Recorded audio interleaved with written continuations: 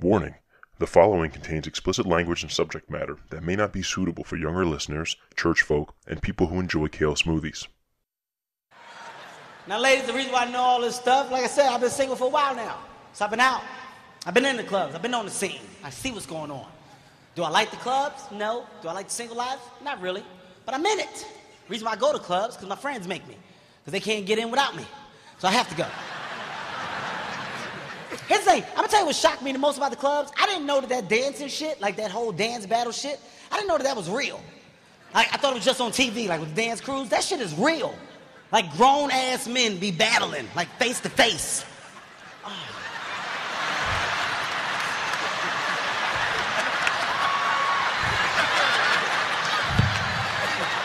Grown-ass fucking men. The shit that make me laugh the most, like, when you watch people battle, is the dude that be calling the dancers out. He say shit you have no clue, like you never knew this was going on. Oh shit, that nigga in your house. He walking your dog. Where the fuck he get the dog? When he get the dog?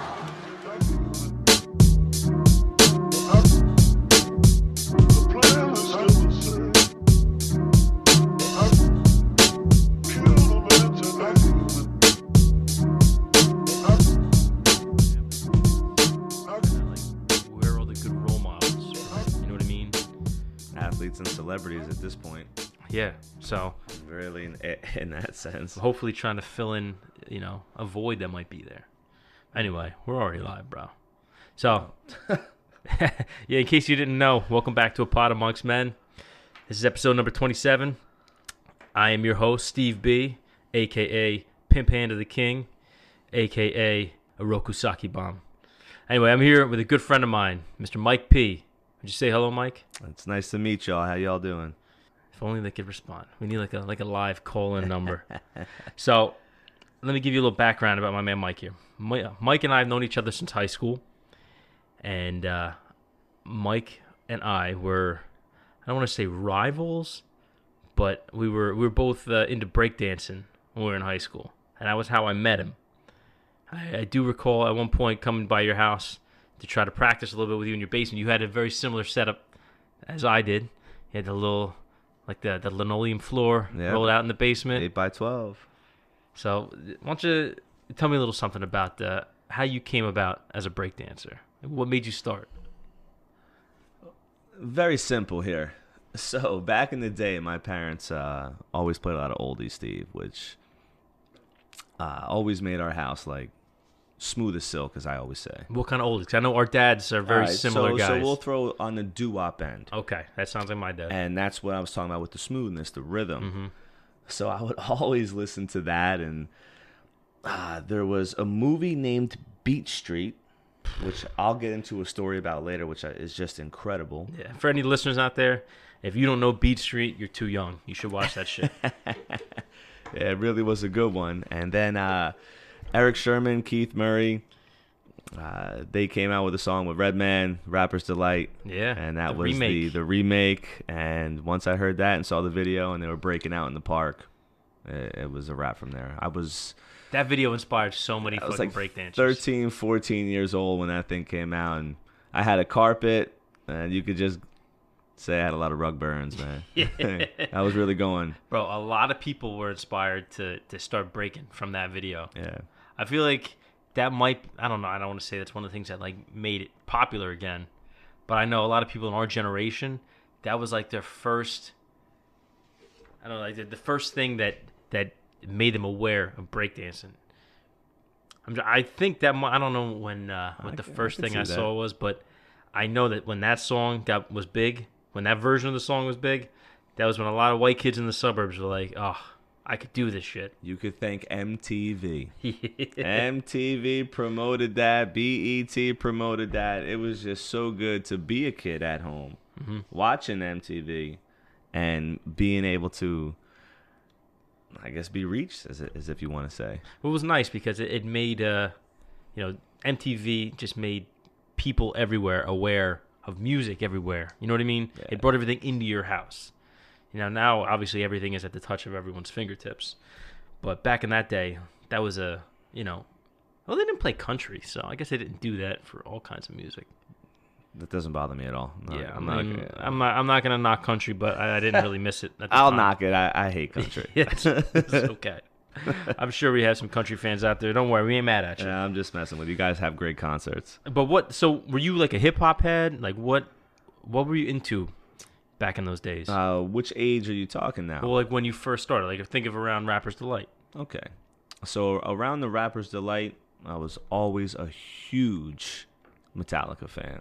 Okay. So, Still to this day? But to this day, obviously, yeah. But I would be that kid that was wearing Metallica shirts with an afro, busting out 90s and windmills with incredible footwork. So everyone's like judging a book by its cover, which always made me feel good to show the different aspects you got. You know, I like that crossing boundaries. You don't fit into any one category. Yeah, as my college professor, Master Henneke, used to say that I was an eye fuck. Master Henneke? Because he had his master's degree and he was a professor, so I said, you earned it, man. I'll call you Master Henneke. Did he want you to call him Master? That was just a nickname you gave him? No, that was just something I threw out on the slide because he always enjoyed my company. I was about to say, man, that's pretty goddamn pretentious. Call me Master. Nah, it was awesome, Steve. Trust me. If you were in the class, you would have understood and laughed with all of us. Good dude. Oh, man. Great guy. It's always nice to have like a good relationship with a teacher. Yeah. You know, I think everybody along some point in their life has like one or two teachers that they really vibe with. For sure.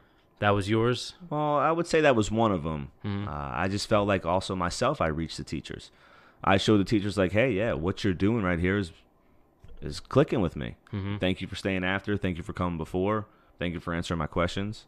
I guess sometimes I may be a little crazy, a little loud, a little smiley, but you're an intense guy. Yeah, I showed them that, hey, you're doing a good job too. Thank you. Pat yourself on the back a little bit. Yeah, I'm sure the fact that there's feedback coming from the students is always a good thing for them. Nobody wants to stand up and talk and hear your crickets, you know? No, but I will say I've danced many a time in college, high school, 8th grade. So my teachers know I can get down. How often did you, like, I know back in, like, high school, every time there was, like, a dance, you know, you got to go out there, you got to wait for the right song, and then you got to try to push everybody back to make the circle. Was that your MO? Because I know for me, that was something I did. I used to like to learn, like, here's something embarrassing. Talk to me, man. Just to let you guys know, I don't take myself too seriously. I'm going to take myself down a peg here. Truthful story, I used to watch the music videos and all like the hip hop and R&B stuff. They would do they would have the singer or whatever singing, and then in the bridge after the second verse, it would always be like a little dance routine they would do. Oh, like yeah, man. Cisco and Tyrese all did that shit. Aaliyah. I would learn those. Yeah, for sure. I would learn those. And a couple times I actually pulled them out at like dances or like Sweet 16s or some shit. That's what they're there for. Yeah. No, I mean, I don't think they're there for us to learn them, but that's what I did, either way. So did you start around the same age I did, 13, 14? Yeah, right around there. Like right around like, let's say 7th, 8th grade, I started being into it. Okay, did you go right into breaking or like? You know what happened? When I was a sophomore, I left Bridgewater. Okay. And I moved to Pennsylvania. I moved in with my biological father for like 2 years. Okay. So I was right at the end of the first marking period. So from the second through the end of sophomore year, all the way up until the end of junior year, I lived out there. And there was all the Asian kids that would break all the time. And I started hanging out with them because I would be sitting in lunch and I would see them. They would be like breaking. There was like a little area between the cafeteria and actually going outside, but they had like smooth floor and there was nothing in there. Yeah. And they used to always like meet up in there like halfway through lunch and just start breaking. Music? No music. Sick. They would just break. Sick. And then we would get kicked out of there. We would have to find like another place on another side of like another building and try to do it. So I became friends with those guys, and that was what made me really get into it. So that's when I started actually practicing moves and trying to learn new techniques. And then it's always like you see somebody who's way better than you, and at first it's really discouraging. Yeah. And then you realize, like, maybe I could just make friends with this guy. He could teach me the secret. Like I need to know how to do a windmill properly, And this guy Keo, he knows. Keo, what's up, Keo? He probably honestly he was like a couple years older than me. He probably don't even know my name. Gotcha. But he was somebody who I'm like, that's good. Yeah. And I like asked him a couple times, like, how do you do this? Could you help me out? And he was nice, but he didn't know who the hell I was. Yeah. Well, have you kept in touch with any of those guys? Nah, not one. So that was that 2-year period where you got inspired. Yeah, and then I and came back. took that back here with you. Then I came back as like a fucking love it, friggin' man. like a metalhead kid, but I still wanted to break dance all the time. So it's like I'm right in the same boat. I think that's why we vibe so well. Yeah, I think so. It's funny how you said I was not a rival. In high school, you were the guy that I heard about. 8th grade, I had zero competition. I was the guy. Francois was cool. You know, he was I heard his name too. Yeah, he was a Filipino dude that could mess around. But I mean, just in my mind, to have one person that I knew didn't have my type of flow or just my type of dedication to the craft, if you will. But I love that guy to death. Please, Fran, when you hear this, man, it's not hating, but my God, I just got to say that. So going into high school, I was like, man, who's this Steve Bedina kid? No rivals, blah, blah, blah. Comes back. And that's when we had our nice little battle, if you want to say. And I just thought it was great. There was you. There was Francois, and then there was another gentleman that I had to take care of named Christian Musser. What he had was the smoothest glide, period.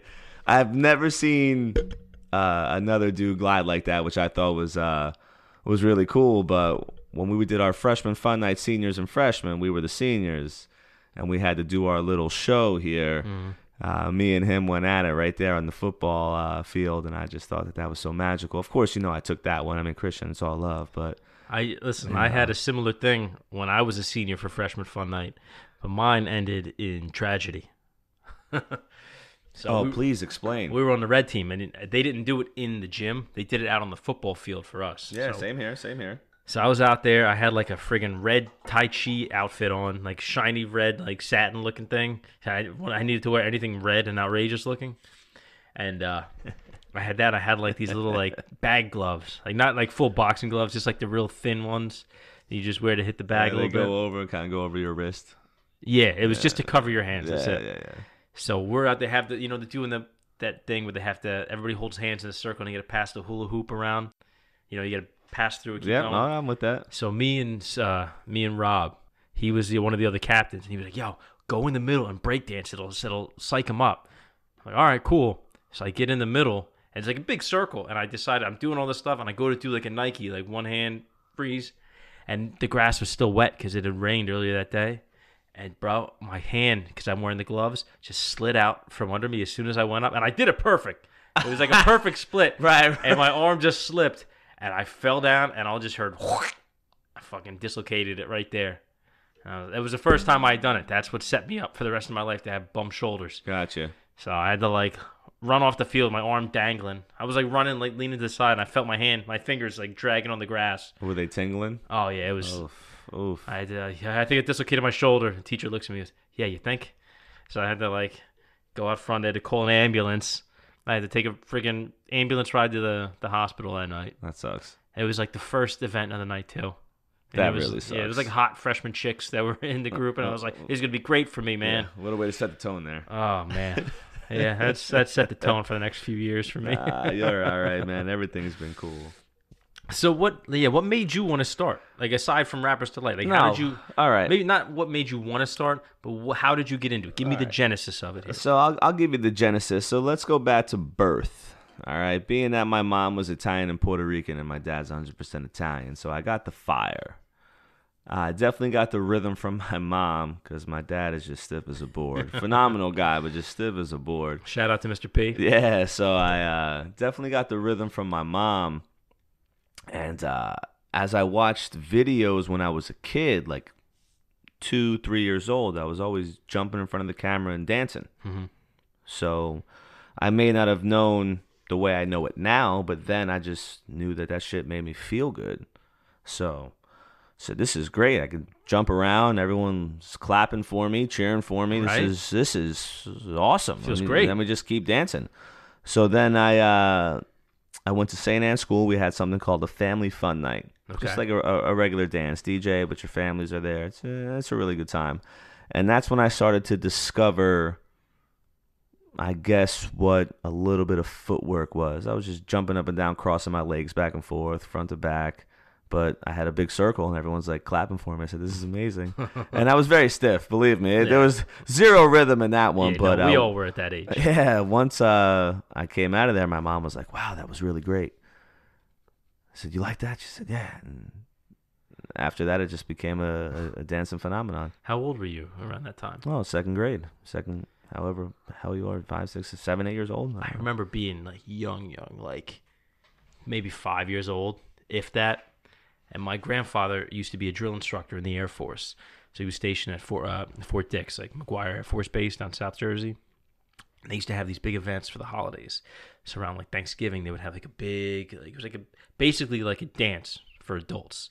They had like a big, it was like a big banquet. They had families there, all the different guys that were stationed there. Right. So my biological father, he dressed me up in a friggin' like a shiny, I don't even remember, it was like a shiny vest with like a bolo tie. I mean, this is like the 80s.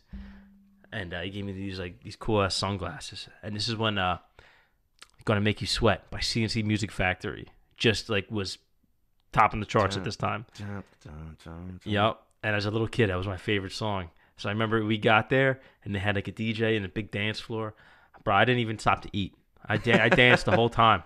Yeah. Little kid all sweaty, just having fun. She was like, look at this kid go. There's one section in that song that hits real hard for it's for still dancing. kind of hits, bro. For dancing, but there's no lyrics. There's none of that sweat. There's nothing like that. It's just the rhythm, and man, I can tell you that I've thrown down some sessions to that song. So yeah, I could vibe with you on that. Dancing now. Oh, dude, absolutely. Yeah, I was always like that as a kid. Like if it was dancing, I wanted to be in the spotlight. And I think that's something that not everybody's a dancer like that. You know what I mean? And it's hard for a lot of people because it's a lot of attention. Not everybody's okay with that level, that amount of attention. All eyes on them. You know what I mean? You get in that circle. Well, and I'll tell you this about that attention. A lot of people would ask me, like, Mike, do you get a lot of girls? And I'm sure you got the same thing. Like, man, you dance. Like, you dance, you must get all the girls. I mean, really dancing, yeah. But dancing has nothing to do with getting those chicks. It's all just being a confident person. Dancing's only one part of it. Yeah. You could be the best dancer in the world, but if they come and talk to you and you're a fucking dud. Yeah. You're a fucking dud at that point. And then you're friend zoned. Yeah, and then they come talk to you and they're like, okay, well, it's nice to meet you. Bye. Yeah, and you're like, you're oh, standing yeah. there. And you call them for 3 days, 4 days in a row. Yeah.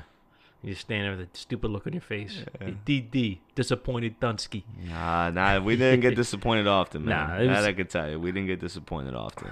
You were talking about footwork before. Yeah. That was actually the last thing I learned. I didn't learn footwork till after I actually started breaking. After I stopped breaking, when I was older, in my 20s. Like then, when Usher was still real big. Usher was one of the fucking best dancers out there, and just he was like my idol when it came to that. He was a good entertainer. Yeah, he was a good entertainer. You watch like his moves were just so fluid, just so on point, and I was like, that's a motherfucker who I should try to fucking emulate on the dance floor. And that's something more I learned. Like the breaking part, I was never really great at it, but I loved doing it. Like you were a lot more serious about it than I was. Like I wanted to do it, I just didn't have the talent. Oh, dude, I lived it. I just that's all I felt was the music. So I couldn't think of anything else. What kind of music was ideal for you when you would break? Anything with live drums. Live drums. Yeah. So give me some examples. Give me some songs. Okay, I was going to say I'll give you a great song, and it's the Jimmy Castor Bunch. It's Just Begun. Okay. That song has a great drum line there with some phenomenal hi-hat slaps that are just like it's just then the sax comes in down down down down down down down down. Oh, it's just I'm telling you, I'm starting to feel it right now. So yeah, that's one of them. Mongo Santa Maria Cloud 9 has another great footwork section in there. So this isn't even hip hop we're talking. No, this is, I would say this is straight break beats, man. This is like original. Well, I could even say they. Man,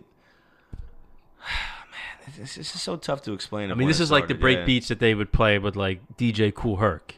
Like way back in man, the original days. Oh, DJ Kool Herc is the creator. He was the one who started it. Well, he was 1632 Crotona Avenue. He's hailed as the founder of hip hop.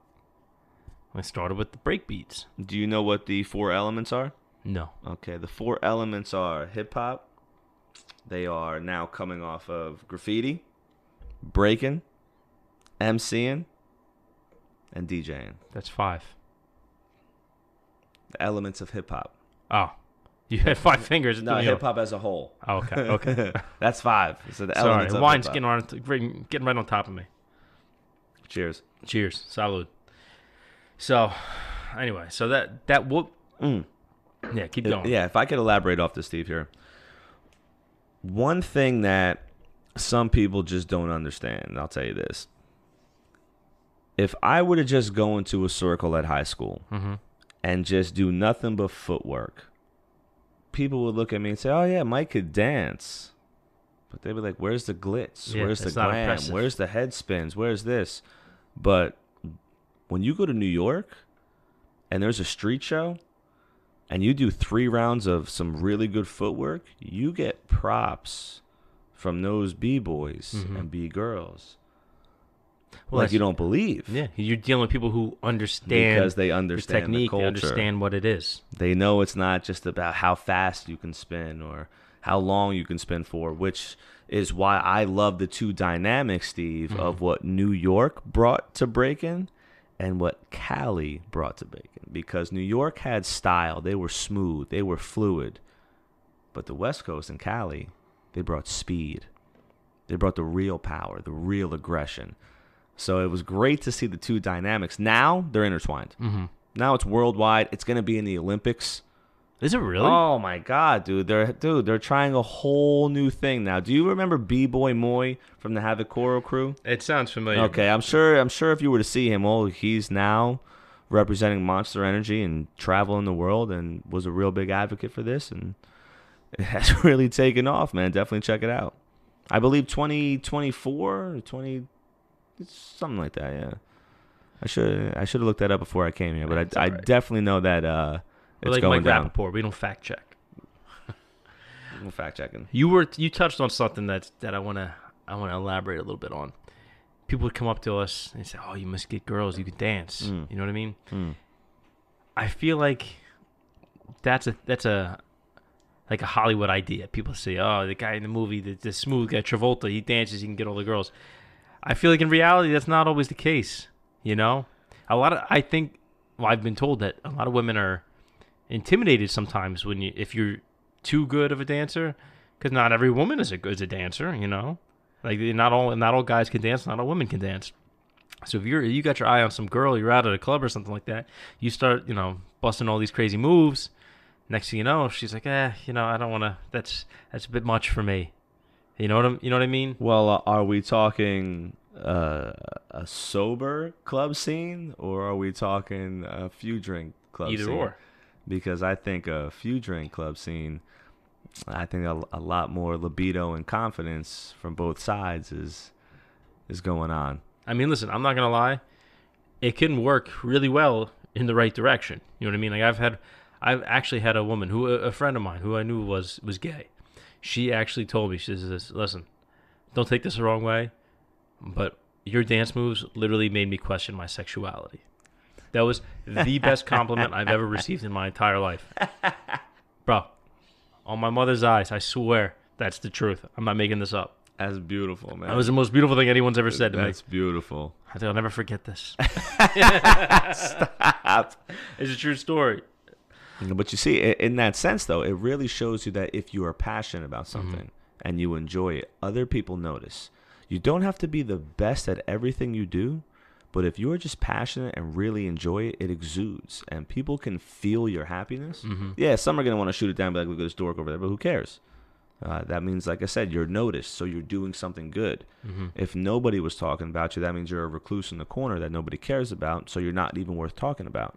But if you're succeeding in some aspect, especially on the dance floor or anywhere else, people are going to notice you. So, yeah, you're always going to have pessimistic people. Well, I think that's something, if you're good at something, people are watching you just excel at something. You look like a duck in water. You know what I mean? Oh, yes. It doesn't matter if it's dancing. It doesn't matter if it's sports. Whatever it is, DJing, it doesn't matter. If you're just someone who's doing good, you're just killing it.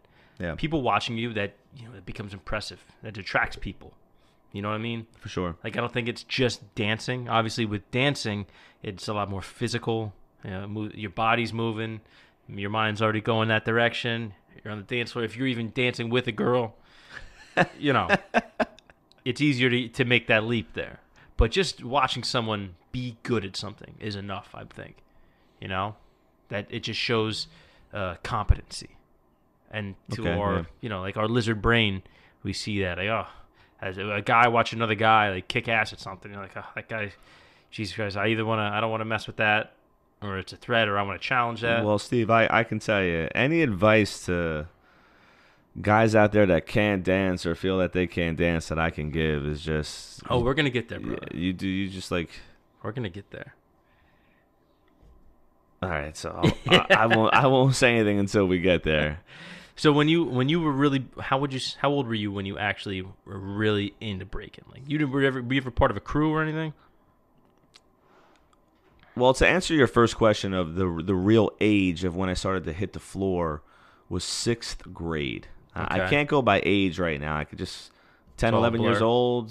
I'm just saying, however you are in 6th grade. Okay. That was the first time I ran around the floor in a circle, but tried to go front to back. Well, I mean, like, not just when you started. I mean, when you hit your peak. Oh, the peak. Well, I guess you can say that was my peak at that moment. Okay. Because I hit a breakthrough. Then I continued to excel through just the rhythm aspect. I didn't care about the power. I didn't care about how cool do I look. Mm-hmm. I said, how good do I feel? So that was my main driving force to dancing was, man, how good do I feel? And that carried all the way through me even until now. But my absolute peak of physicality and just being able to not be sore and stretch and dance for hours, I was about 18, 19 years old, 20, pushing it. But that's when I could pretty much do whatever I wanted to do on command. Okay. Where would you go? Like, where was a common venue for you to really use this skill? Because obviously at this age, 18, 19, we're out of high school. Yeah, I can tell you that I really haven't taken this skill fucking anywhere, dude. At all. It was just something, like I said, it was how it made me feel. Yeah, I would dance here and there, but I didn't dance in my basement or I didn't dance outside to say, man, I'm battling this guy or I'm battling that guy. I'm like, man, that bass line is fucking grooving, man. I got to hit that bass line. The way it complements the drums, the way the guitars, the way the vocals. I felt the music, Steve, which is why I still love music today. And hence why you have a podcast, because you love music as well. Well, that's the thing. Like, you and I have this very much in common. When you hear like a good song, you hear a song you really like, something, when it connects on a deep level. It's not even just... Superb level, yes. It's such a deep thing where... I tried to explain this to Drew and my friend AJ on an earlier episode. You hear that right song where you just get that look like you're in pain on your face, like... Oh, like it feel it like in your core. I'm sure you felt some of that too on a couple of your bass riffs that you wrote. That I wrote? No, yeah. on other people's stuff that I played on like. So you're gonna tell me there's not one time that you've played that bass and have not felt something that made you make that face? That I wrote? Yes. Nothing that I wrote. No. That's Steve. I'm not that good of a writer. It doesn't matter. I'm talking about any type of jam thing. That you've played organically, that came out, that you All just... Right. You know what made me feel that way? When we played anything by No Doubt. Okay. Tony Canal. Awesome. I think I'm pronouncing that right. But the bass player for No Doubt. He later on started a band, same guys from No Doubt, just instead of Gwen Stefani, they had Davey Havok, the lead singer from AFI. Okay. A band called Dream Car. Dude is an amazing bass player. His stuff is not overly complicated, but it just... These chunky, it's like chunky riffs. You can feel it. Yeah, it sounds good. You can feel it. Plays it, it's smooth. There's a million musicians out there, Steve. Like, think of the song, Hella Good. That's the name of the song, Hella Good, yeah. Feeling hella good, so let's just keep on dancing. Simplest bass line. Dun, dun, dun, dun. That's it. So simple. There's nothing to it. But, bro, it's just fun to play. Just get into it. You know, something like that. Very, like, I like a lot of the bass players I like are very downplayed, very much in the pocket. Like, just In the something pocket, to groove. good term. You know, like, Yeah. I'm big, I like Sade a lot. Okay. So her bass player, St. John, I think that's his name. I might be fucking it up, but you know, Sade's bass player. His stuff is not complicated, but it fits perfectly. It makes the tone of the song. You know what I mean? I want something that makes you feel. It doesn't have to be flashy. I'm so happy that you said tone because he's the one that creates that tone. And what I mean by that is think about the millions of singers that could sound exactly the same, sing the same song, same pitch, same note, same everything. Guitarists, drummers, everything. But that one person that makes it has that edge. That sound that is a tad different than everybody else. And that's why they can succeed. So that tone you're saying comes from his body within. Music is the best. But you know, that's why I say that nothing I wrote made me feel that way. Because when I wrote music, it was in a metal band. And metal is not very bass driven. You know, the bass is just there to kind of be the meat between the drums and the guitar. Like, the guitar has all the glory. Drums have all the glory. Vocals have all the glory. Bass is just kind of there. Go ahead, cough. You're all right. It's just, you know, you're just a placeholder. They need you there because otherwise it sounds weird without bass. That's pretty much the extent of it. That's in metal music. That's the '88 Justice album from Metallica. They pretty much turned the bass off. Yeah. So They used to break my balls. It's like, yeah, bass player, you're not important. You're listen. Oh, listen. No, they were breaking balls. You are extremely important because you are my rhythm. I could dance. Okay, so I'll give you a great little story here from high school. I have a group of friends that was in a band, and they were a metal band that took on the high school talent show. Okay. And they ultimately ended up winning the talent show, which I just thought was superb. Because as a metal band, yeah. As impressive. A metal band, you're beating out Miss Popular and Mr. Popular. You're crushing the competition because nobody can tell you no. Because the guitar solo that night and the way the drums flowed and just the way the bass and the lyric, and just everything was perfect. It just all worked out. So upon seeing that, excuse me. Upon seeing that, I said to myself, man, I really got to get on the stage. So I talked to John Guzman, who was the senior class president. I pulled him aside. I said, listen, man, I got to dance here tonight. And he's like, anything you want, Palumbo. I got your back. I was like, holy shit. He goes, do you have music? I said, yeah, I got a CD in the car. He's like, all right, go and get it. As I start walking down the hallway, I'm like, what am I doing? I got Conover. The drums are already there. They already played. Because Guzman was like, Mike, you're going to close out the show. I was like, holy shit. I'm closing out the talent show. I'm not even on the card. My name doesn't exist in this fucking program, bro. So I knew that. So I knew this had to be spectacular. So I pulled Conover aside. I said, yo, Bill, Guzman's going to let me dance. You got the drums? Fuck yeah, Mike. Let's go. So I actually have that on video. It was probably one of my favorite, if not the favorite, high school moment because I took over a gym for 35 seconds. And just to share that stage and share that feeling with my boys, all of us, all five of us feel we all won the talent show. All together. All five of us did something as a team, and we all won it together. So, isn't that an amazing feeling? My God, dude. That was one of the things. That was one of the things I loved the most about being in a band. Being up there with your friends, you know, it's not like being in a war together. You know, you have that sense of brotherhood, especially when you're doing like a contest kind of thing, like a battle of the bands or a talent show or something, and you find out you won. Yeah. Holy shit, man. And you found out you won, it makes it all worth it. Bro. We used to do battle of the bands all the time.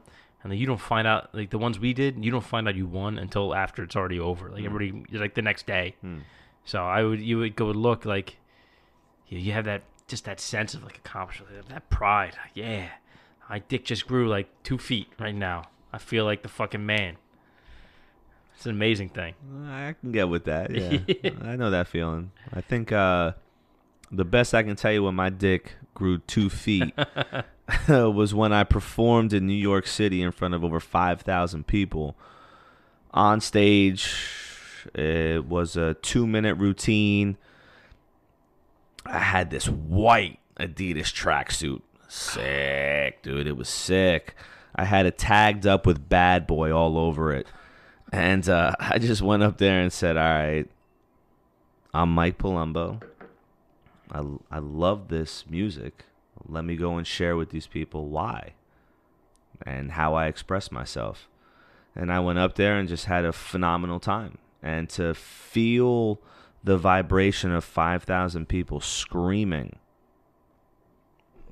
I thought that I really hit my pinnacle and then I made it, Steve. Like I was like, there's nothing like it. I said I did it. I don't need anything else with dancing. I've reached the top. I'm looking. I see a sea. There's a sea of people, an ocean, if you will. I see an ocean of people in waves, and I could feel their cheers. Like the stage was. Oh man, it was. Gives you chills just thinking about it, right? So awesome, dude. Yeah, so awesome. I have those moments. You sit around, driving in the car, just have the radio off, just remembering friggin' old days of glory. I do that often. To be old. I do that often, which is why, like, I'm happy that you asked me to come on here and talk about dancing because I've never been a big TV guy. I've always been a music guy. Yeah. So in the car, if I'm not listening to music, I'm thinking about music. I'm thinking about footwork, which is why I often now, today, I can say not a day has gone by in my past decade, 10 years that I have not done footwork. Every single day I've done some type of footwork, whether it was like a moonwalk into just like a quick little knee drop, and next thing you know I pop up, spin. Some that can only be 5 seconds, but to me I felt like 30 minutes because I'm in that moment. Mm-hmm. Yeah. You want to laugh? Talk to me, man. So my kid watches YouTube all the time. And somehow he came across some YouTuber where the guy sings all these different songs in the voices of the actual singers, like, but stuff from all over the place. That's pretty cool. One of the songs this guy sang was Billie Jean. So for whatever reason, my kid zeroed in on this one. For this song, he really liked, and he's walking around the house singing it, like just singing it. He's in the shower singing it, staying in his room by himself singing it. Love it. Full volume. Love it, dude. Watching TV. Standing right in front of me, looking me dead in the eye. I'm trying to watch Mean Streets.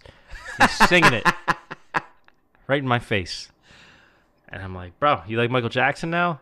He's, yeah, I think I'm going to be him for Halloween. I'm like, yeah. Sick. Maybe not a good look right now. Had a little bit of bad press in the last year. I'm sorry, I really haven't paid attention to that. Listen, this is coming from somebody, I was a huge fan of his music. You know this. I loved Mike's music, okay? Like, I knew the dances and everything. I could moonwalk from here to fucking Shanghai I've right seen now. it, and it's a nice one. But, yeah, he for whatever reason, he's got this fixation on Michael Jackson now. I told him, like, all right, like, once you learn the lyrics to the song, you can sing it. Like, I'll play it for you, and you sing it. I say, okay. But he doesn't want to learn. I try to sit him down, teach him the lyrics. He's like, I want to sing what I know. I'm like, bro, all right. But either way, I'm trying to teach him the dances. I'm trying to teach him the moonwalk in the kitchen. But he has fun with it. That's the most important part of what the music is supposed to do. He's 8 years old now, and he's discovering that he has his own love for the music. It makes him want to dance. Awesome. They did a thing at school. It was almost like a fake career day. Like, what would you want to be when you grow up? And he chose to be a dance instructor. My guy. He has no idea how to dance. Who but cares? That's what he chose. My guy. All right. It's good, man. It's funny. You know, it's funny as a little kid to see. And I'm thinking, man, I must have been just like that. It's crazy because even as my stepson, bro, he does the same shit I did when I was a kid. The exact same shit. You got me saying bad words? No. You want to come and say hello? Hello. There All you right, you heard me go. talking about you? Give me a hug. Yes. Love you, buddy. Love you all. See, he's eavesdropping. He heard us talking about him. Yeah, you heard a couple curse words too. He heard Michael Jackson is what happened. He's like, MJ. That's his routine. Every episode, he'll show up at some point. Good. Yeah. I'm happy that he does. He's a funny kid, man. Yeah, he deserves to make some cameos. I just showed him the original music video to Billie Jean the other day. He's blown away. Walking on the lights, man. I was sitting there with him and my wife, and I was explaining the actual lyrics to my wife. She's like, I didn't know the song was about that. He had a baby by some chick? I was like, well, according to Quincy Jones, he did. I don't know. Did Mike write those lyrics? I don't know. Like I said. I don't know why I'm putting that on you like you're some Michael Jackson aficionado. Well, I can tell you that I could crush. Yeah. I could crush some MJ, but as far as understanding who wrote what for why, when it comes in the dancing aspect, I'll say that. When it comes to the dancing aspect of music, I just go by feel. I don't want to know why the person wrote this or why the lyrics are like that. All I go by is feel, because there's a tempo to it. There's a tempo, and the beautiful thing about music is that even if the tempo is slow, your movements don't have to be. That's true. So hearing slower tempos, I could still do what I wanted based on quick interactions. So if the tempo was slow, I'll go slow with the rhythm, then for a brief time, just go quick, but end up right back in that smooth rhythm. Same thing in life. Think about how busy you are every day. But when you take that deep breath, everything slows down. But yet you're still moving at a fast pace. Mm-hmm. And you could still jump right back in where you left off without missing a beat. I call that, truthfully, the rhythm of the earth. Been saying that for years. Sounds like did you read The Alchemist? I have read when you're searching for Soul your of the personal world. legend, dude. Say that again? The soul of the world, The bro. soul of the You're in world. touch with the soul of the world. The rhythm of the earth is the same exact thing. I actually read that book February 24th. I read it in one day. Well, really one weekend. Just it was like 4 hours. It's not that long. It's not a hard read. No, it was a smooth read, and I needed it at that time. I just read it to him. That was his bedtime book for a couple weeks. No shit. He slept through most of it. I'll be honest. But Did you still continue I to still read? read it out loud. Yeah, Beast. So it gave me another chance to Yes. go reread it. And when you read out loud, it really helps with your articulation. That's true. Just throwing that out there, y'all, for the viewers, just in case you want to throw down a book or two. All right. So let's get back to dancing here. Yeah, man. So talk to me. there's a stigma. Not a stigma, but there's like a common... It's a thing you hear a lot when it comes to dancing. There's a lot of guys, I don't dance, bro. I don't fucking dance. I'm a man. I don't dance. You know those guys, you go to the club and they're just there at the bar. They're sitting at the table, leaning on the wall. They don't dance. They're too cool. You know, they act like they're above it, like too cool for it. Yeah, I know what you're talking about. But you know those guys. They wish they could. Yeah. If they could, they would. Yeah. But they know they can't, so they got to save face somehow. Yeah. Like, what's your opinion on all that? Well, I can tell you that everybody has their own flow. And if that's what makes you comfortable, I mean, chill on the wall. Say, man, if only I could, I would. But if what you got going for you carries you on and you're still doing what you want to do, how you want to do it, I won't hate on that. Mm-hmm. I myself, sometimes I'll chill in the corner and relax. Sometimes I'll be the life of the party. So for that one night, I don't know what happened to that guy. Yeah, it's true. I don't know what happened to that girl. I don't know if they were fighting with each other. Now they're just kind of chilling there for that one night that I see them. The next night, I don't see them. They could make up, or someone could be in a better mood, and they could be dancing up an absolute storm. That's true. So I don't judge anybody from a corner aspect, but if you're purposely not doing anything to draw attention, I mean, if it works, but you just made a good point, though, because even you and me, like, we're people who can dance well, but you don't always want to dance. I remember when we went to that wedding. We were there at that you remember that? It was a couple years ago. And we really didn't. I didn't dance that much. We weren't feeling it. The vibe wasn't right. yeah, we just hung out, had a good time. Yeah, we're just doing other shit. You hung out, you had a good time. But the rhythm was there, and I could tell you that if the right song at the right time would have came on, it's just a no-brainer. It's a no-doubter. You know what it is? I think no matter who you are, sometimes everybody gets nerves. You know, your nerves, you know, they kind of turn on you a little bit. Real quick. It happens. Because nobody wants to be the first one to go out. You don't want to be alone out there.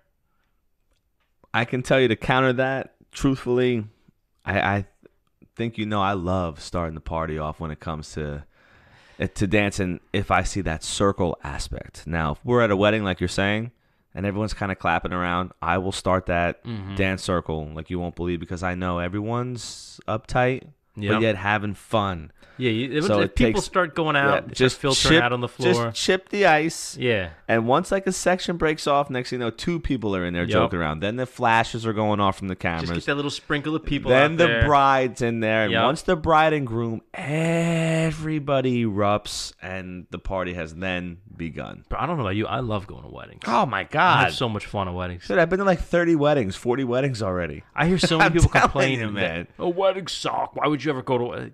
It's so much fun. So much fun. Like, I've been to a couple lame ones, but for the most part, they've all been pretty fun. I will say this, as cliche as it sounds, the time is as good as you make it. That's true.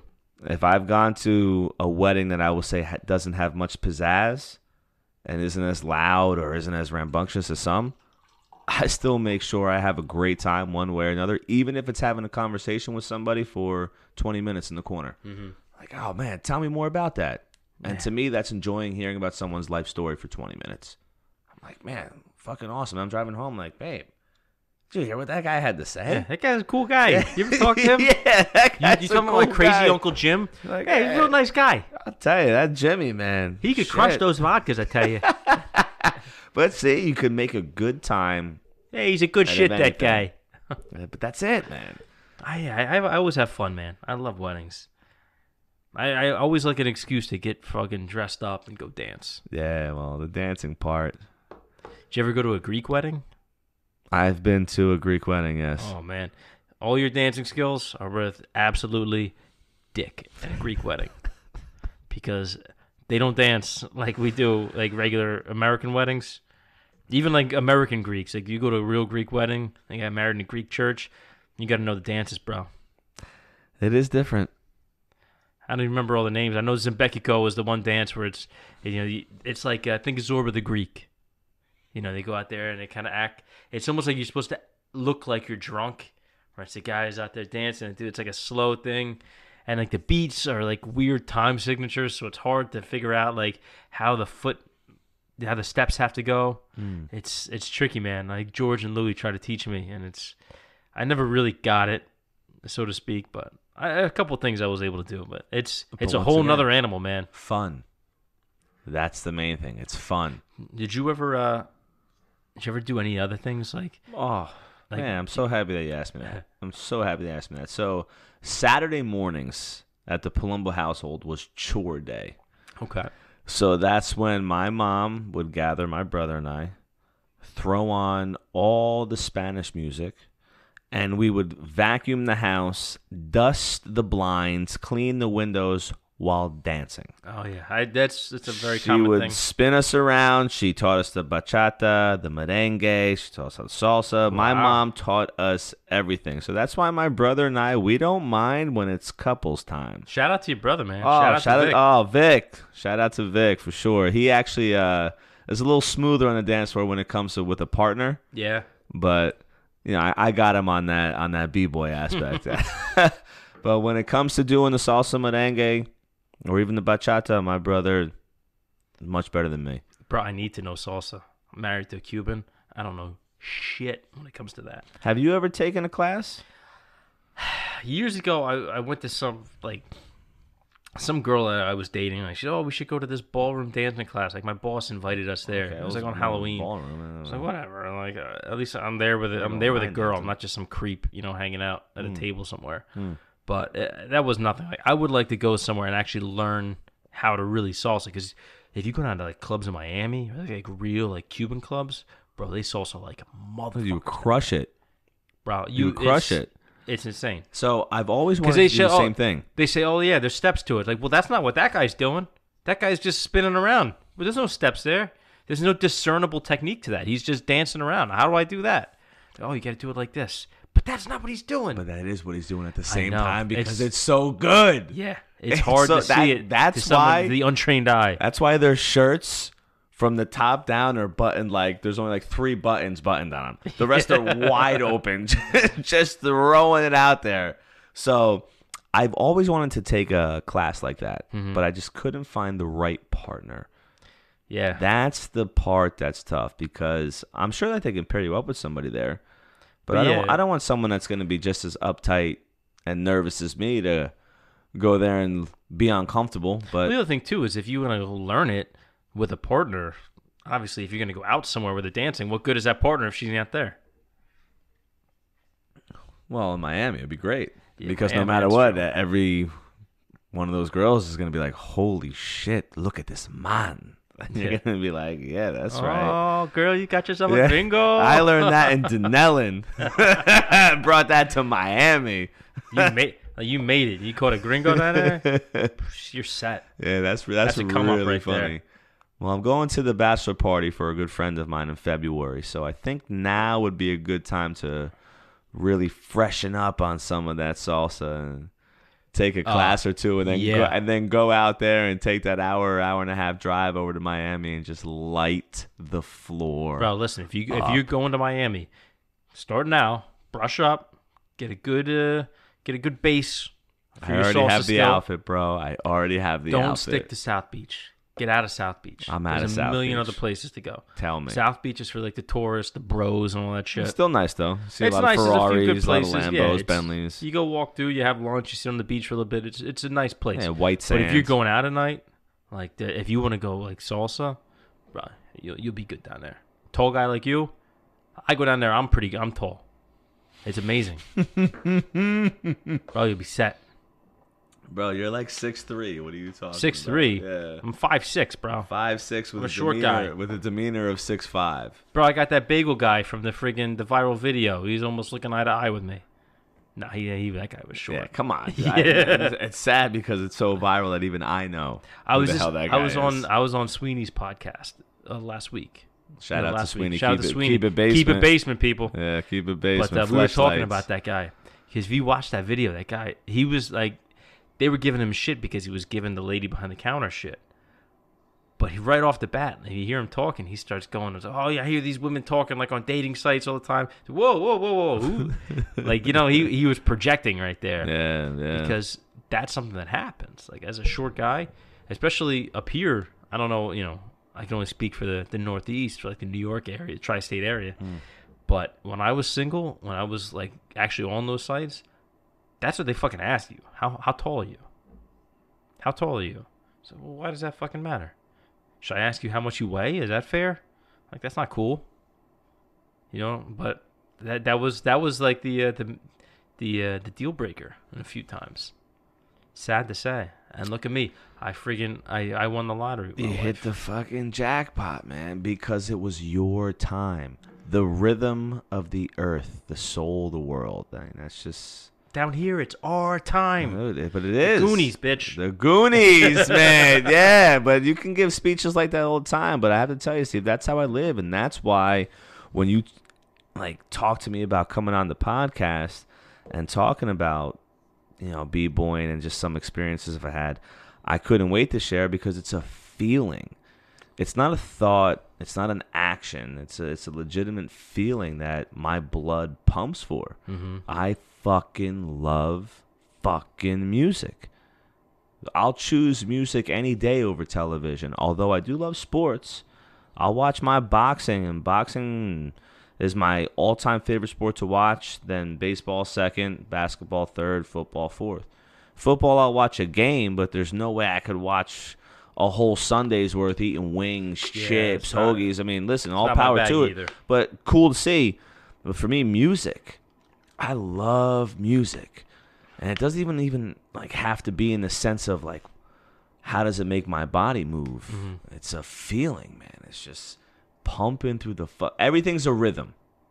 Yes. Your heart pumps in a rhythm. If it's out of rhythm, well, they call that irregular, but yet it's still regular because Arrhythmia. You're still able to move, function. So what would your advice be to say, like, if there's a guy listening here, maybe, a guy just never learned to dance, he's got maybe 2 left feet, maybe 2 right feet, if you want to be fair, he'll cover everybody. What's your advice to a guy like that? Because not everybody has that internal, metronome to keep them on tempo. Truth. In which sense? Is he asking somebody to dance with him, or is he just... all right, this guy, he doesn't know how to dance. Mm-hmm. He's never really been able to pick it up. Mm-hmm. He sees you're a friggin' awesome dancer. So how can I get better? What kind of dance am I doing? Say you're just going to a club. Okay. All right. Say we're going to. You ever been to Havana's in New Hope? One time. Okay, you know the place. See. So, what is it? Midnight comes around. The band's done. The DJ comes on. It's a dance floor now. Like, shit turned into a club. This guy, he doesn't really know how to dance. He thinks, I heard a lot of guys, I don't know any dance moves. Right. Oh, it's like, yeah. It's not, What you a don't have to go out there and do moves. Yeah. Like, what would you say to a guy? Say I'm the guy. Okay, so Steve, you're the guy. I'm the guy. I'm a little nervous. All right, I see that We're- girl we're- out there. all right, so- She smiled at me a couple times. We were at the bar. Now she's on the dance floor. She's just dancing with her 2 friends, 2 girls. No guys around. All right, I will say to that gentleman, first and foremost, if a girl smiles at you, you don't have to dance at all because you won already. Okay, but she's on the dance floor, and So, she's giving me that. yeah, she so I'm keeps with that. looking over, waiting So for me I'm to with come that. out there. So the only thing you have to do in that aspect, strictly my advice, would be just go say hello and move your shoulders up and down. Don't try and do too much. Just move your shoulders up and down and talk to her, because if she smiled at you, you're good. Now, if you're going to approach, I would give you 2 pieces of advice, both different, depending on your confidence level. If your confidence is like, man, I'm not on an all-time high right now, let me start somewhere and learn, you go and find a girl that has the same rhythm you do, that you see the same kind of stiffness, nervousness. Go up and talk to her. Mm-hmm. If you have all the confidence in the world, you find the girl that dances the best and try and dance with her. Because to me, when I go out and I find a girl that can really dance, I show her I can still take the lead because I have swag. I'm able to just say, listen, I have rhythm. I love to dance. I saw you killing it. Now we're going to kill it. And if we flow, we can dance. If we don't flow, I'll move on. I don't mind multiple dance partners because sometimes you're going to see the girl that can dance, but it's not the same steps as you, not the same rhythm. So therefore, it's not going to work. I think that, excuse me, I think you had a good point there. You want to find somebody who has similar rhythm to you. It's got to be unique. You don't want to go out there and try to do too much. Like, it doesn't have to be fucking Travolta and Saturday Night Fever. You're not Tony Manero. You just got to go out there. You just got to be able to just 2-step on time. Yeah. Think of the movie Hitch. Thank Will you. Smith. You Right stay here. in that zone. Yeah. Right? That's where you To stay. left. This is where you live. That's all you got to do. It doesn't have to be crazy. You don't have to be fancy. If you're not a dancer, you're not a dancer. But you do have to have just a small, light base level. You can stand out there without looking like a friggin' corpse. That's it. That's it, with confidence. Yeah. That's the only advice I would give to them. Truthfully, that matters. Like, yeah, we can say, talk to this person, or, yeah, the girl has no rhythm, go after her, or, no, go after the best one. It's just confidence. Yeah. If you're confident, say, listen, I don't care how much of a shitty dancer I am. I'm going to laugh it off with you. We're going to joke around about how shitty I am together. Exactly. Own it. But at least I'm going to say, hey, yeah, I'm down. Yeah, I'm out here. I came to talk to you. What's up? Yep. If you can only do the little sidestep, own that fucking sidestep. Own that sidestep. That's your sidestep. That's where you live. That's your fucking home. Yeah, that's where you live is all right. I like that advice. Yeah, man, yeah. It's funny you brought up boxing before to jump topics. Mike here is a pretty talented boxer. He gave me a black eye once. I don't recall. It was like you were training for a tournament, and me and Drew were helping out like one Saturday, and we were just doing a little practice sparring.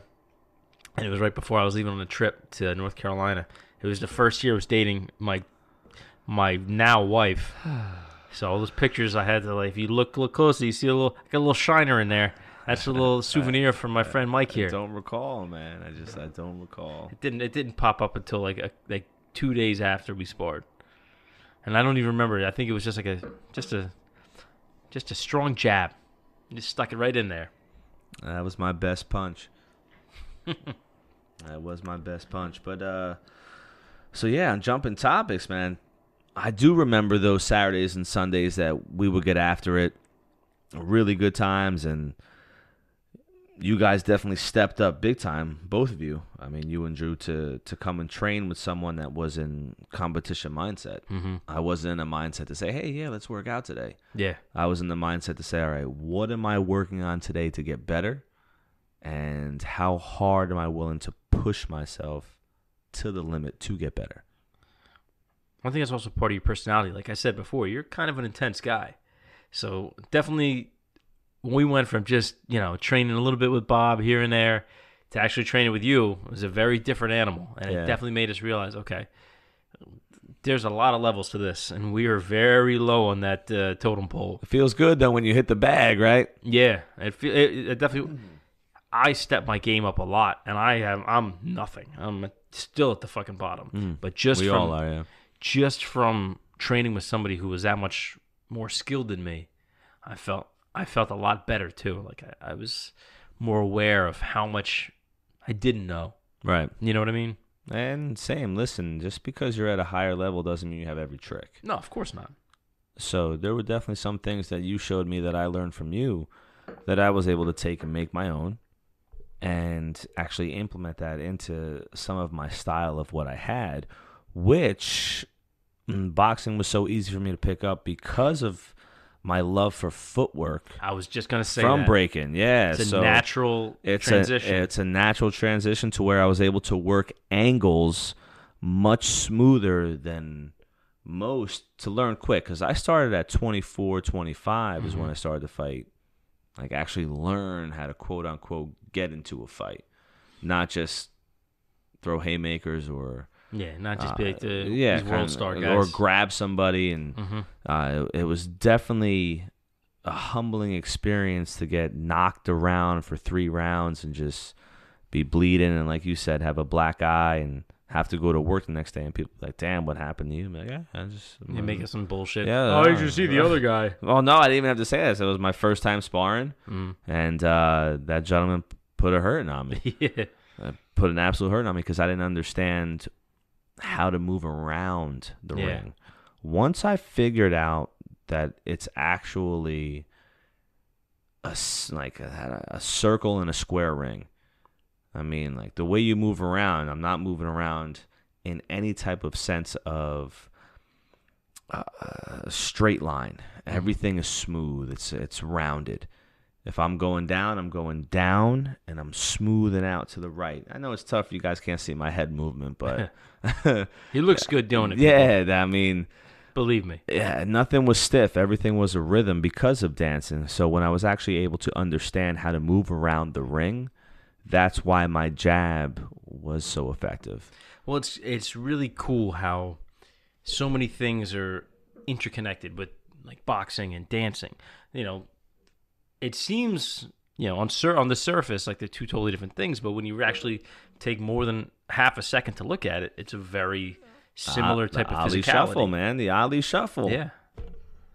It's nice that I don't know. Boxing was always. I'm not a sports guy. I don't care much about football, baseball, any of the balls, all that shit. I like boxing though.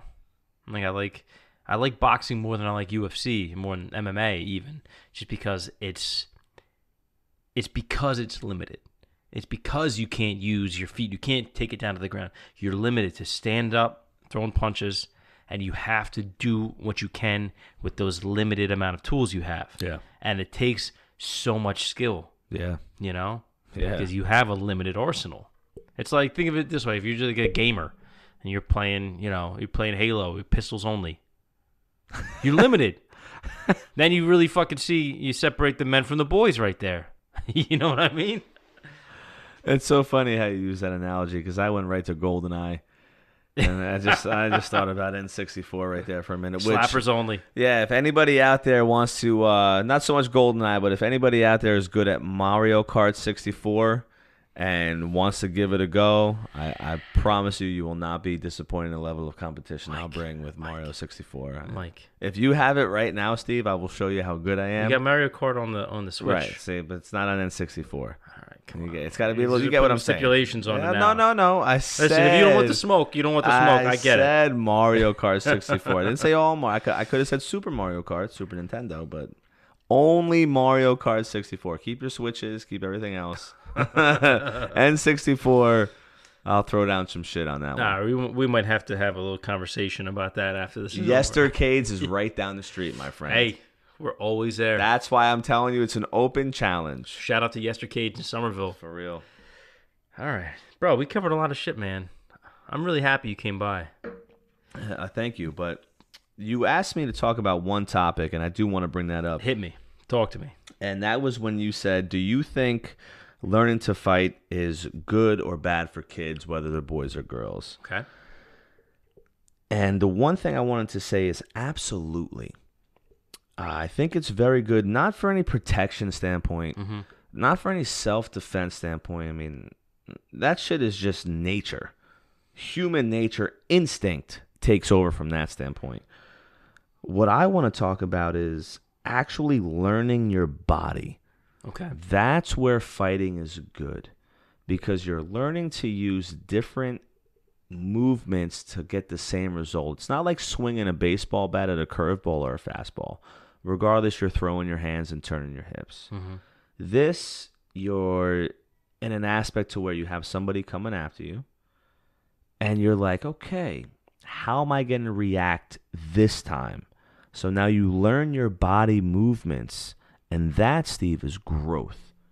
When you go on growth, that's how you become an individual, not just a kid, not just a boy, not just a girl. You're now becoming something. You're becoming a person. You're understanding what the life aspect is. That's why I think boxing or any type of self-defense, I don't care what it is, karate, anything where you have to block a punch or learn how to throw a punch, that's learning your body. And your mind will adapt to do what? Give you self-confidence.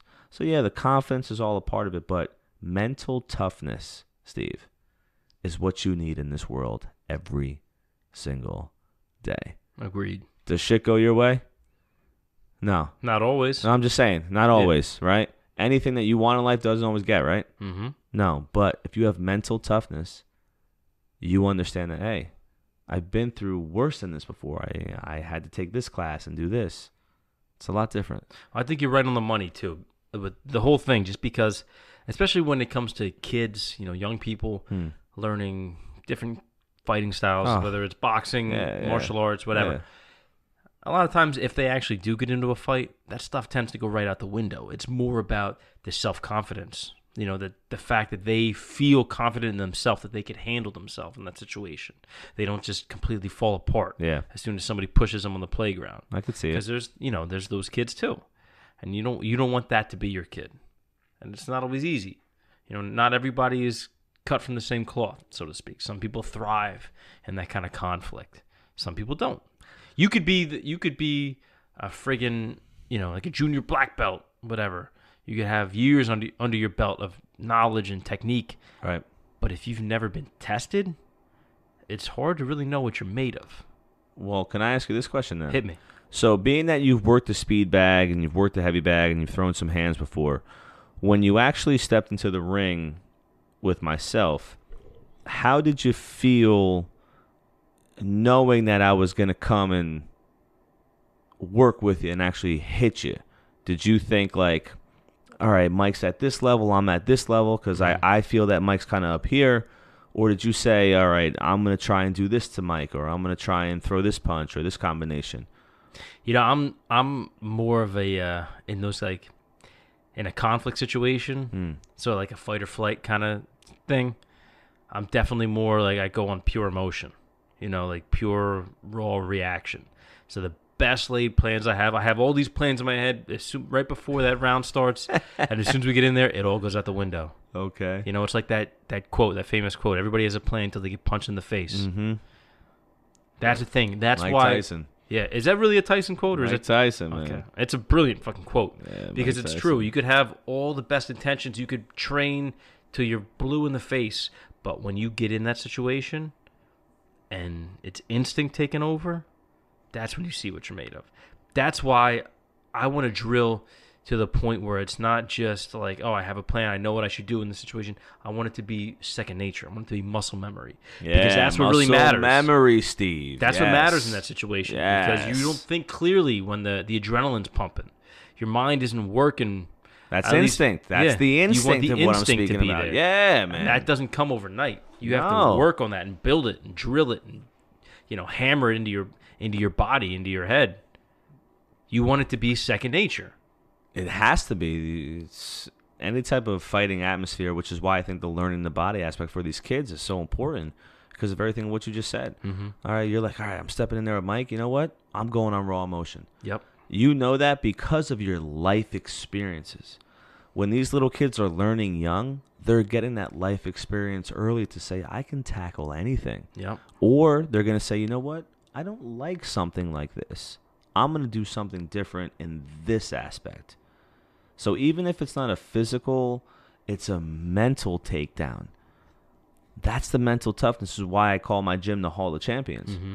Because if you have a championship mindset, you're going to win because you're mentally tough. Nothing will break you. That's the thing. And you don't know how mentally tough you are until that's tested. That's why I wanted to fight competitively. Yeah. I said, fuck hitting the bag. Fuck looking good on the speed bag. Everyone's like, oh, Mike, give us a shit. That bag's not hitting me back. So when I actually stood there and looked at someone that was 6'3", 200 X amount of pounds that was coming to hurt me, yeah. Now it's real. Yeah. Now I'm like, let's fucking go. I'm going to show you why you're a heavy bag. No, you're not, Mike. I got hit so hard so many times, but it was awesome because, yes, I realized that I can take a punch. Yeah. Sparring is amazing. That it's for not, that reason. It's not going to hurt me. Yeah. I can take that. I can move forward. Wow, I hurt him. Yeah. Now he's backing up. So. I just got punched in the face by a scary-looking dude, and I'm still here. And I'm still here. I'm still swinging. So I can tell you that, yeah, in that aspect, it's definitely taught me the self-confidence that I needed to just be me. Because I always had confidence, man. Listen, I love the upbringing I had. It was tough, but it was caring and loving at the same time. Which is why they supported me through dancing, which is why they supported me through any venture I had. So, yeah, having the backing is great, which is why I always fought better when I was angry. I couldn't really fight to hurt somebody when I was in a good mood.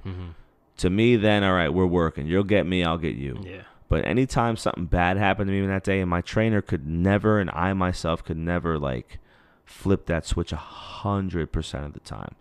There could be a time I can turn it on and hone in, but the few times that I had a very bad day was the best I fought because I actually wanted to legitimately hurt somebody, not just learn the craft.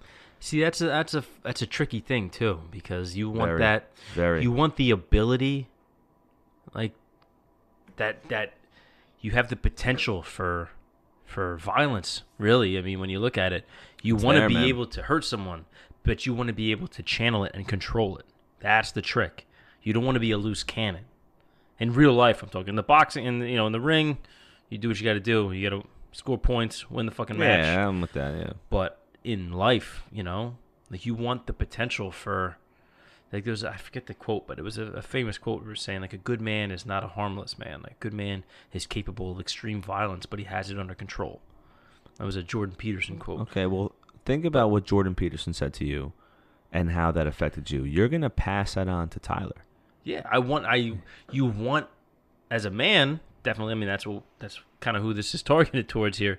You want to be able to protect yourself and your family and your loved ones. You want to be able to to stand up for yourself. And if somebody's coming to hurt you, you want to be able to fuck them up.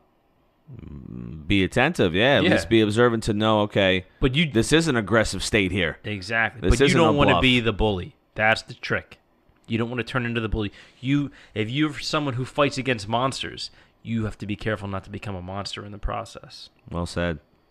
That's something I firmly believe in. Like, you want to be able to fight the monsters, but you don't want to be one.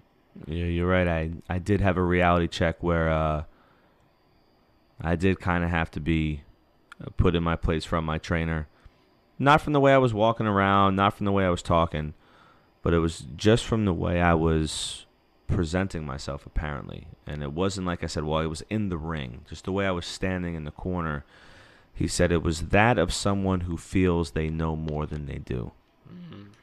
I never wanted to be that guy. I didn't think I was being that guy.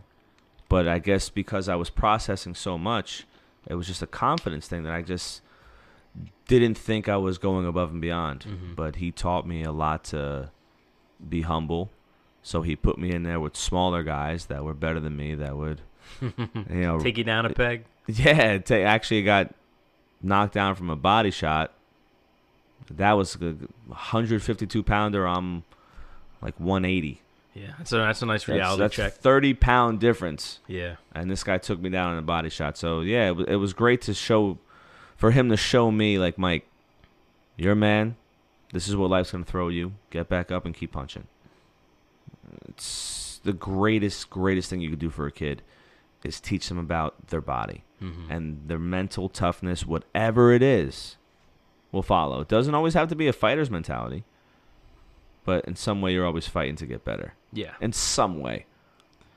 Nobody, but, everybody wants especially with, not even just sons, with just kids in general. Yeah, that's what I'm saying, You want your kid to be able to take care of themselves. You want to teach them that self-reliance. Yeah. So nobody wants their kid to be unprepared when those situations arise. And it's tough, man, and it's scary. It's really scary. Very. Bro, you've seen the videos. I train with Tyler. We hit the pads. I'm trying to teach him technique. But you just got to hope that, that those lessons are sinking in. Yeah. That they stick. Yeah. That's all. I mean, that's, as far as parenthood, that's all part of it. You got to take the training wheels off and hope you did a good enough job teaching them. Yeah, but you definitely put the time in to screw the training wheels in right. That's one thing I'll say to you. Well, you didn't just put a bike together and say, hey, here you go. You made sure that bike is sturdy. So when those training wheels come off, Steve, you know that Tyler's set. I hope so. All the stuff you do for fun. It's not over. It's never over. It's never over. But think about him coming in for these appearances. It's everybody out there who has kids. You know how good that feels when they just run in to say they love you. Yeah. So that's why we do this APod amongst men. Because as men, it's tough to be a dominant yet affectionate dude today. Mm-hmm. Because if you're too affectionate, you're soft. If you're too dominant, you're an asshole. There's no finding that happy medium, and the only thing I can tell you, everybody out there, is fucking be yourself. Yeah. Listen, I mean, you always want to be the best you can be. And you want to try to walk that fine line between the two, between strong and gentle, You want to be strong enough to take care of things and be assertive, but you also want to be a human being. You want to still have emotions and be able to connect with people and your loved ones. It's not easy. And obviously there's a lot of stigmas, there's a lot of like weird, archaic friggin' social norms that we've inflict on ourselves. It's weird, man. Being a man is not always easy. There's, as a woman, you could be feminine or you could be masculine, and it's fine. As a man, you're only allowed to be masculine. And it's, for whatever reason, with the way men historically have kind of taught each other, is that feminine is less than. For a man to have any kind of feminine quality is weak. It's seen as a sign of weakness. You know what I mean? And certain things that are just natural human emotions, like think of like empathy, like compassion, that's commonly viewed as a feminine emotion, feminine quality. But that's just a human thing. It's a human thing. So to put yourself in one's shoes, to understand, to be empathetic, I think is one of the greatest things you can be, because now you're letting go of what you understand. You're putting yourself in someone else's shoes. And you're putting yourself into a situation that you may not know, and that's growth. Because when that situation does happen to you, you can say, man, when my good friend Steve went through this is what we talked about. well, the similar flags are up here. I think I could avoid this situation because of what I saw my friend go through. I put myself in that situation, and it feels that way. Let me stop it now before it gets too bad. I feel like that's just the source of a lot of conflict in the world. There's a lot of people just are taught to believe that that's not something they need to learn. Yeah. And that's a sad thing. Hopefully we can take ourselves out of that box as men. We'll get there. We'll take it as time. One Yeah. podcast at a time, Yeah, right? one podcast at a time. As men, we are hard-headed and we do what we want sometimes. You know right? how it is. Hell yeah, I do, man. So listen, Mike, I want to say thank you again for coming through here, man. It's been a pleasure talking to you. It was a pleasure. I hope everybody got something out of this. Yeah, for real. There's some real gems in here. There's some real gems. I mean, Steve's going to take this. He's going to make it all complete. Well, listen, I'm not changing anything. It is what it is, you know? Great to know. Listen, the gold is in there. Just listen. You'll find it. All right, people. So first off, let's say thank you to Michael for coming through here, Mike P. Yeah, man. As always, you guys know where to find us, APodAmongstMen@gmail.com. If you want to reach out, have any suggestions, any questions you want to ask us, we'll be happy to get back to you. You can find us on Instagram at APodAmongstMen, also on Twitter. I'll be honest with you, I don't really check this shit because Twitter fucking sucks.